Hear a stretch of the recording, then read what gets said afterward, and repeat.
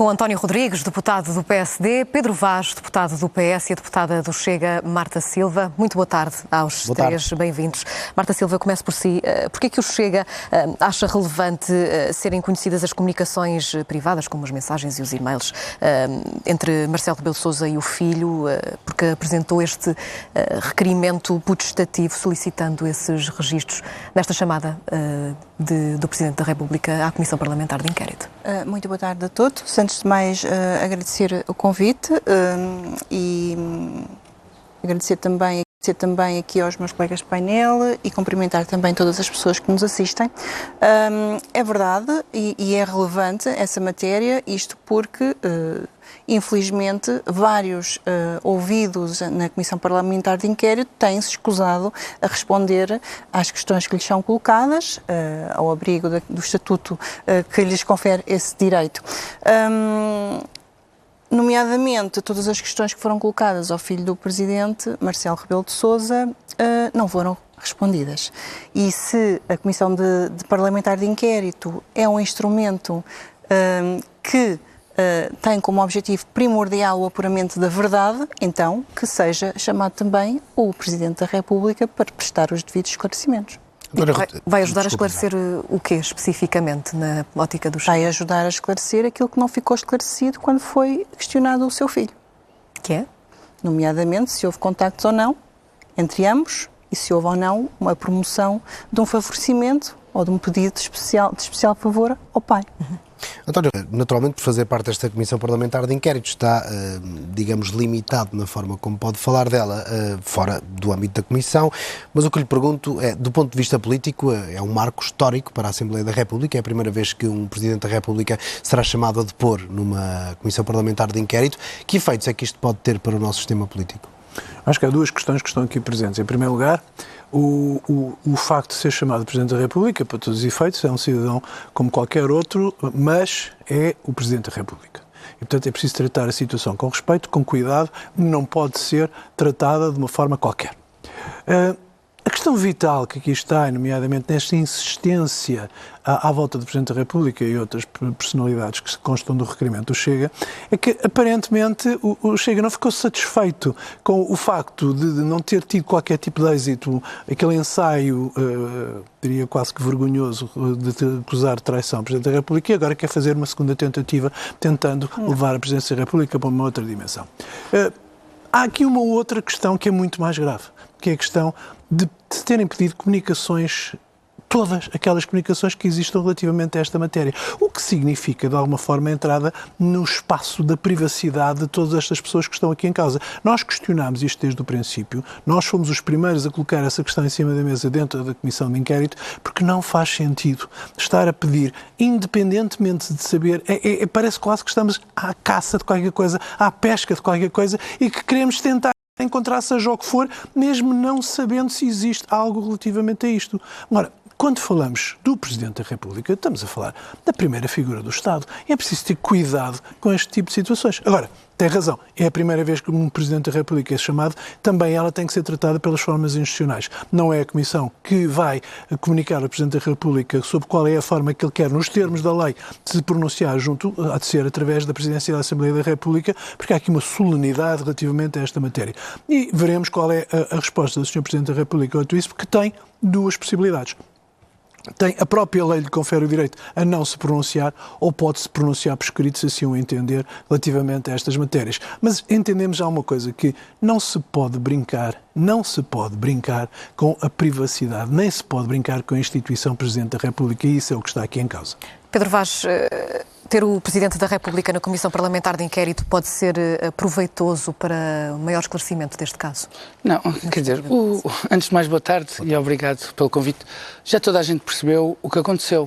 2 crianças portuguesas foram tratadas com um medicamento que não é impedida ninguém que precise desse tratamento o obter. Foi isto que aconteceu.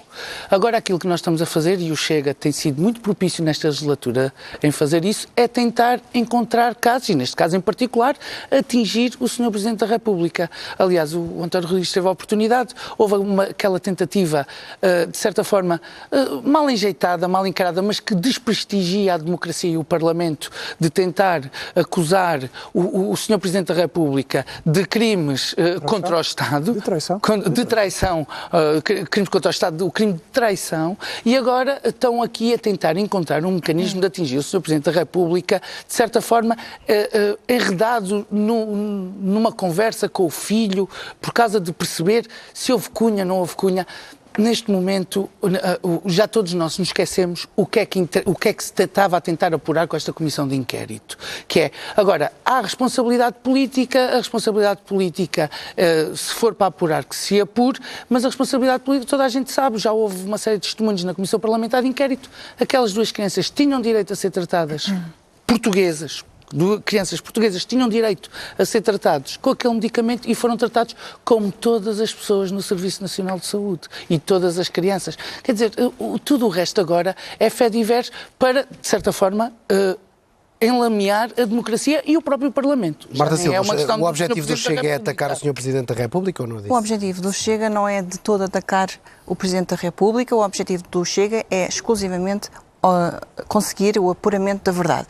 E se ninguém tem nada a esconder, o melhor que poderiam ter feito era ter respondido às questões que foram colocadas. Porquê é que não o fizeram? Isso não é o Presidente da República, que não foi questionado relativamente a esta matéria. E é bom que tenhamos isso em atenção. Estou-me a referir àqueles que já foram ouvidos. Os que foram questionados e que não responderam eram pessoas que invocaram o seu estatuto de arguido, que à luz da lei têm o direito de não se pronunciar. Mas poderiam não ter. E nós questionamos as pessoas porque poderiam trazer fora do quadro, porque é bom não esquecer que há um inquérito judicial a correr em paralelo, promovido pelo Ministério Público e acompanhado pela Polícia Judiciária, que há de apurar se houve responsabilidade penal de qualquer um destes interlocutores, quer seja o membro do Governo, quer seja alguém junto à Presidência da República. Mas é importante também saber que estamos a tentar fazer disto quase que um circo. Estamos quase a tentar transformar a sala da Comissão, onde funciona a Comissão de Inquérito, num tribunal. Marta, Isto é, a reforma das inquirições resulta nisso. Não há. Isto é o discurso normal quando o Chega tenta fazer alguma coisa que comprometa, de certa maneira, alguma força política. Portanto, aquilo que eu volto a repetir, eu acho que todos os portugueses têm todo o interesse em perceber o que é que realmente aconteceu. Aliás, toda esta polémica foi disputada por uma jornalista que investigou e também ela achou que haveria algo que teria que ser explicado e nós, como um dever de escrutínio daquilo que se faz ao nível das instituições públicas, fizemos aquilo que estava ao nosso alcance e utilizámos os meios e os instrumentos que estavam ao nosso alcance. Avançamos para o próximo tema, até porque o tempo urge. Pedro, começo agora por si, olhando para a forma como o INEM em convulsão interna, o Ministério da Saúde retirou a nomeação de Vítor Almeida, ou Vítor Almeida não terá aceitado a nomeação, ainda não percebemos bem o teor da história. A verdade é que Vítor Almeida desmentiu o comunicado do Ministério da Saúde. O secretário-geral do PS já teceu largas críticas à Ministra da Saúde. O que é que lhe apraz dizer sobre aquilo que se vai passar no Instituto Nacional de Emergência Médica? Primeiro, não podemos brincar com a emergência médica em Portugal. Segundo, a senhora Ministra da Saúde já tem dado aqui e ali nota de alguma confusão e algumas trapalhadas. Desde logo no plano da emergência, depois com a demissão de altos dirigentes da administração pública, e quando estamos a falar de dirigentes da administração pública, não estamos a falar de dirigentes partidários ou de cargos de nomeação política ou partidária. Estamos a falar de pessoas que foram designadas para o exercício de funções, tendo em conta o perfil que reuniu as condições para poder desempenhar técnico, para desempenhar essas funções. E aquilo que sabemos é que foi demitido o anterior o presidente do INEM e foi designado um novo. Que ao fim de uma semana demitiu-se. E depois foram invocadas razões para essa demissão que esse próprio presidente do INEM diz que não são verdade. O que é importante saber e esclarecer? perceber o que aconteceu. E é por isso que, e não tem sido só o Partido Socialista, que já foi transmitido publicamente que vão ser chamados ao Parlamento, e aqui já ouvi dizer que o Chega queria também uma comissão parlamentar de inquérito. Não há necessidade de comissões parlamentares de inquérito para estes assuntos. As comissões parlamentares permanentes podem perfeitamente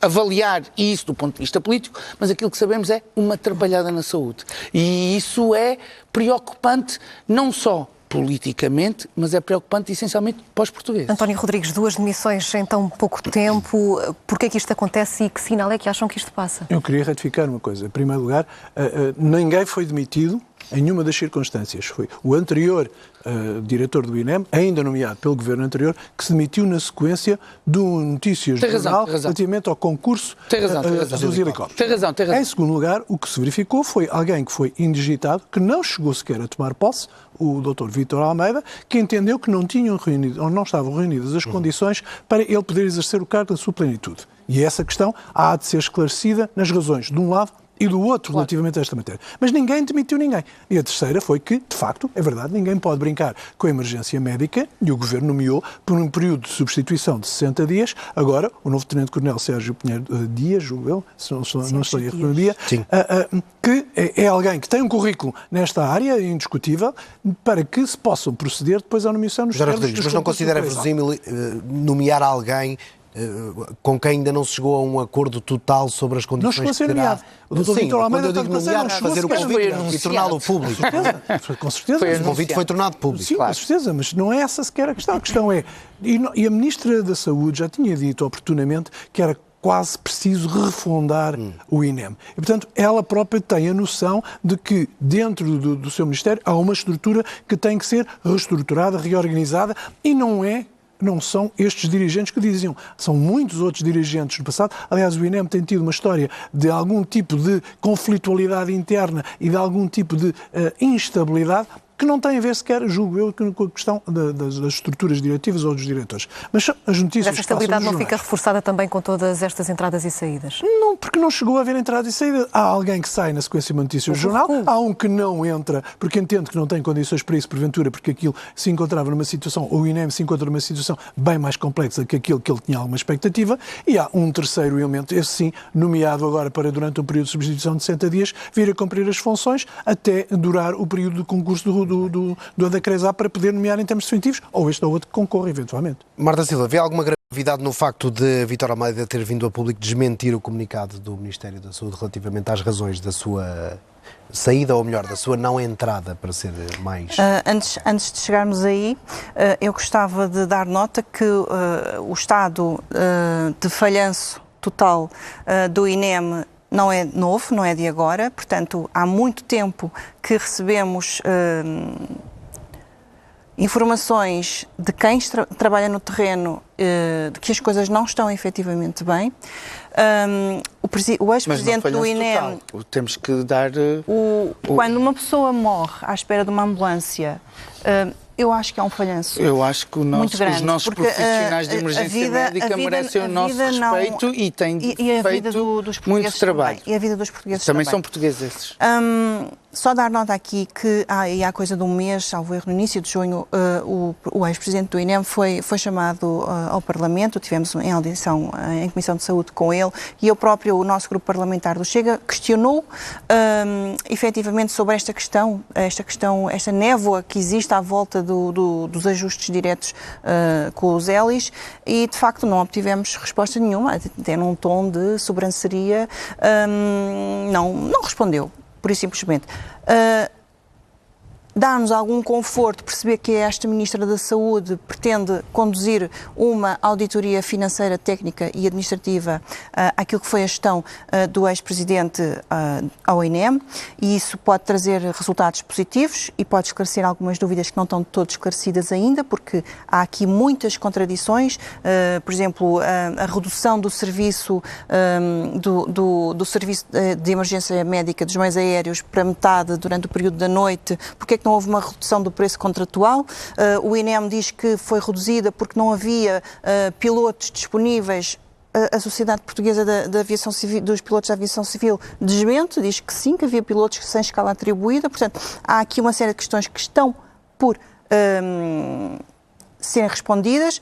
Numa primeira fase, o partido Chega, e aliás, como o Presidente André Ventura referiu ainda esta tarde, vamos dar início a uma série de audições para tentar apurar efetivamente o que é que aconteceu. Também iremos pedir toda a documentação que tenha a ver com estes contratos, não só ao serviço, não só relacionados com o serviço aéreo, mas também outros contratos que possam trazer dúvidas.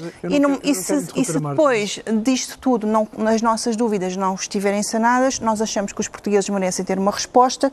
Sim, senhora. É uma eventualidade avançarmos para um pedido de uma comissão parlamentar de inquérito à questão do INEM.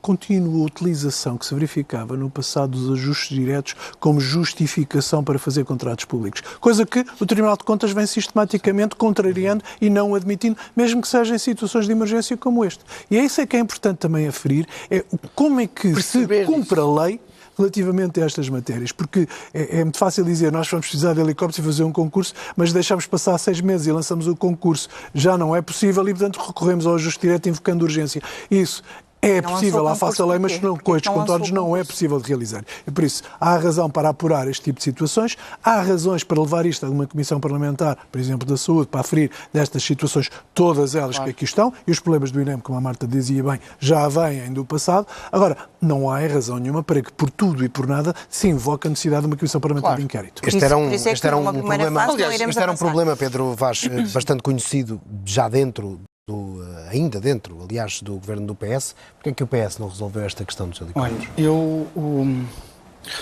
O modo de funcionamento da administração pública é complexo.